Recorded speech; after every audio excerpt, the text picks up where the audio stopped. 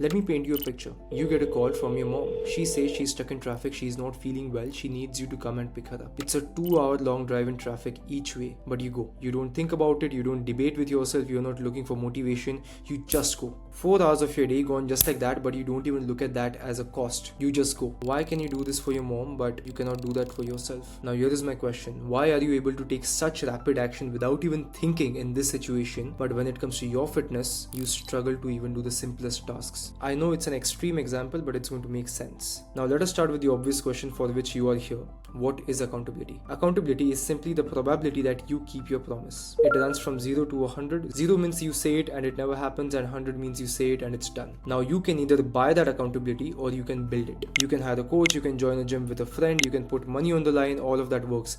It genuinely raises the probability of you keeping your promise. But it's rented. It belongs to whoever is watching over you. The day they stop watching, the number falls back down. The real test of your accountability is this: when you take the witness away and see what's left, that is your accountability. And we are going to learn how we can build that. Now the second thing over here is you can be a very accountable person and still hate the thing that you're doing. That's completely possible because of willpower. Willpower is nothing more than the energy it takes you to do something that you don't want to do. It is the energy it takes to keep a promise when you don't feel like keeping it. That's it. Now here is the thing which most people get wrong. Your willpower and your accountability are independent of each other. What do I mean by that? Look at this graph. We have two axes. On one, we have how much willpower it takes you to keep your promise. It can be a lot or it can be zero. On the other, it is how accountable you are. It can be very accountable or barely accountable. The worst place to be is needing a lot of willpower and still not following through. You are paying the price, you are fighting the battle every single day, but you're still losing. You're not getting the reward. And the best place to be is needing zero willpower and keeping your word every single time. That is what we call as a non-negotiable. When something is a non-negotiable, there is no internal debate. You are not fighting anything. You just know you are going to do it. Now remember that call from your mom. The whole point of giving you that extreme example was to show you that this corner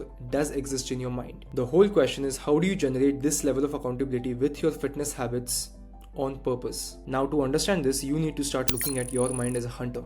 A hunter whose only job is to go there and hunt the best possible mental state for you. The happiest state it can find. Every single moment, that is all your mind is doing. And you are smart, you can run the numbers. You know that from a year from now, if you are lean, if you are strong, if you can take your shirt off without thinking about it, the happiness you're going to get from it is going to be worth all the pain that you're going to endure. You have already done this math, which is why you're on this fitness journey, which is why you started. But if this was the whole story, everyone would be consistent, no one would struggle. But there's one more layer to it. You see, you are smart, but your mind can only think in the short term. Your mind has a big bias towards recency. It goes for the closest possible reward, the lowest hanging fruit every single time. It does not know the concept of time or years. It only knows pain or reward. So you think in years, but your mind feels pain and reward in the moment. So watch what happens in the moment of that decision. When the moment comes when you have to either keep or break the promise, and I'm talking about all the times you could have gone to the gym, you could have stuck to your diet plan, but you did not. All your mind sees is this. Keeping the promise is going to be painful and breaking the promise is going to feel good. And that reward can be anything, right? It can be the couch, it can be a movie, a cigarette, scrolling on Instagram. To your mind, it's all just happiness available right now, so it's going to take it every single time. What it cannot see is breaking that promise is going to hurt you, not now, but probably in an hour, probably tomorrow. It's going to feel like you betrayed a part of yourself. That's the guilt. And keeping the promise is going to make you feel good. You're going to trust yourself more. That's the reward of integrity. Both these things are real as well. Both are already happening to you, but your mind can't see them in that moment because it can't see over that hill. It can't see ahead in time. But now think about your mom again. You did not need any willpower, so the pain of something happening later on was loud enough in this moment that you did not care about that 2-hour long drive. That is the whole game. It is not about more willpower. It is just about having louder consequences, getting in touch with your future consequences, which create non-negotiables. So why has this not happened already on its own? You have broken promises before. You have felt all that guilt. Why did nothing change? Because you never let it land. Let me give you an example. Let's say you skip the gym, you put on a movie. Alright, it's good for a while, then somewhere in the middle you kind of lose interest. That is when the guilt starts to kind of creep up. So what do you do now? You pick up your phone, you scroll, you eat something, you go hang out, and after a while you feel normal again. You feel good. You distracted yourself. You felt the cost of breaking your word for like 30 seconds and then you deleted it with some dopamine hit. So your mind never registered it. And the same thing happens when you win, which is even more worse. When you don't feel like training and you use a lot of willpower and you go anyway, you finish the workout, you feel incredible, you feel proud. And what do you tell yourself? That's the bare minimum. Congratulations, you did a workout. What's the big deal? And all that goodness, all that pride, it just goes away in one sentence. So the reward never gets registered either, which means that in that moment of keeping your promise, you are not losing this fight because you're weak. You're losing it because you keep deleting the evidence of what happens if you break it or if you keep it. That's it. So how do we fix that? We reflect for 6 minutes. The first 3 minutes, you do nothing. You let yourself feel it. You give yourself permission to feel exactly as terrible as you feel. No phone, no music, no one to call. You sit there and let it be.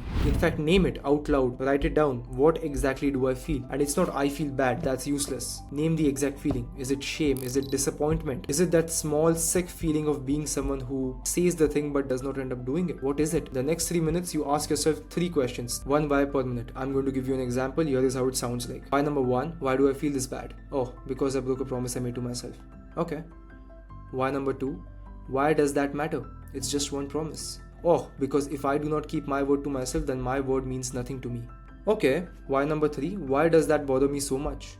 Oh, because I also said I'm going to build something big, make something out of myself. And if my word means nothing, then what do I have? By skipping one workout, I just took away my own evidence that I can do what I say. I made my own dreams less believable for me. And when this answer comes up, it's going to suck. It's not going to be pleasant. Good. That's what your mind is going to remember the next time. You also do the exact same thing on the good side, by the way. Why do I feel this good? Because I did the thing I said I would do. Why does that matter? Oh, because it means that I'm not at the mercy of how I feel. I can actually decide how my day goes. My feelings don't control me. And that's powerful. You need to go deep in both these directions. Do that 10 times, 10 days where you actually sit in it for 6 minutes instead of running away from it. On the 11th day, you will remember. You will get to the same moment. The same voice which is telling you to stay at home, don't follow that diet, this, that. But this time your mind can actually feel what's on the other side of both the doors of keeping the promise or on breaking it, because you have showed it to yourself 10 freaking times. Now the funny thing is, look at what you have actually done. Before, keeping the promise costed pain and breaking it paid a reward. It was very easy. Now the pain of breaking the promise is bigger than the pain of keeping it, and the reward of keeping it is way bigger than the reward of some cheap comfort. You did not add willpower. You simply changed what your mind can see in the moment. And the more visibility you can create, the less willpower you need. And at some point, it just stops being a fight and it becomes a no-brainer. Now, when you start doing this is how you can expect your journey to be like. In the beginning, there is again no debate. Your mind is always making the short-term decision. It's always choosing the short-term comfort over the pain. Then you start reflecting, and now there is a small debate which shows up. You probably still lose the debate every single time, but that's fine. The debate exists now. That's new. Now beyond this point, the more you reflect, the more of these arguments you start winning. It keeps getting shorter until one day you notice that the debate did not happen at all. You just went to the gym. You just stuck to the plan.